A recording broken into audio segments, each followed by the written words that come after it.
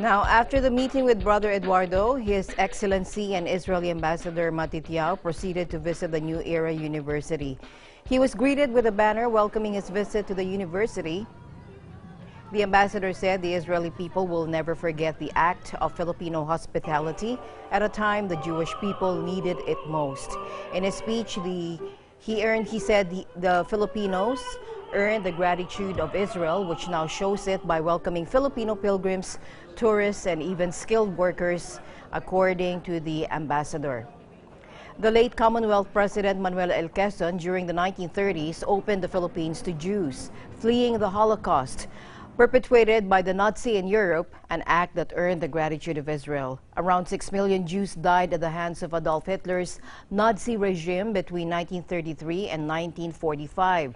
Now, in 1947, the Philippines, led by then-President Manuel Rojas, was the only Asian country that voted in favor of United Nations Resolution 181, creating the State of Israel. That was a crucial vote that broke the tie in favor of Israel's statehood. And of all places in the world, it was this little Philippine in those days with a president that had a very good moral compass, who decided to open the gates of the Philippines to Jewish refugees from Europe.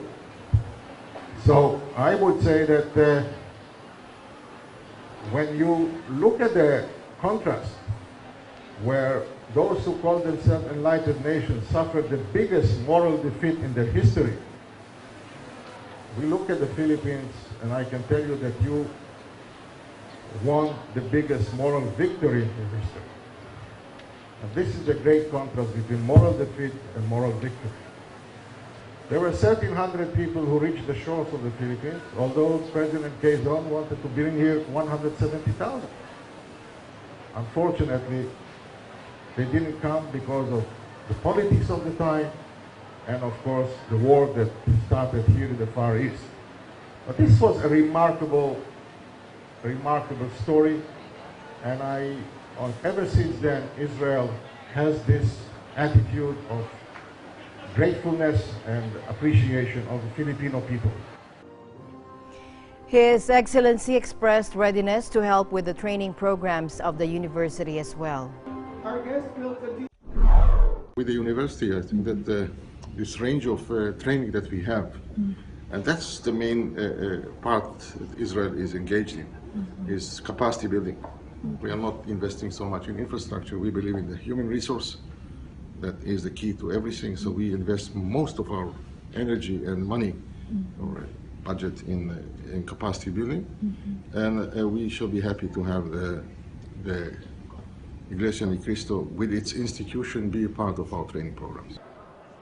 Now, from the New Era University, he then proceeded to the INC School for Ministers. According to INC Minister Brother Joel San Pedro, the visit of Ambassador Matityaw strengthens the relations of the INC with the State of Israel.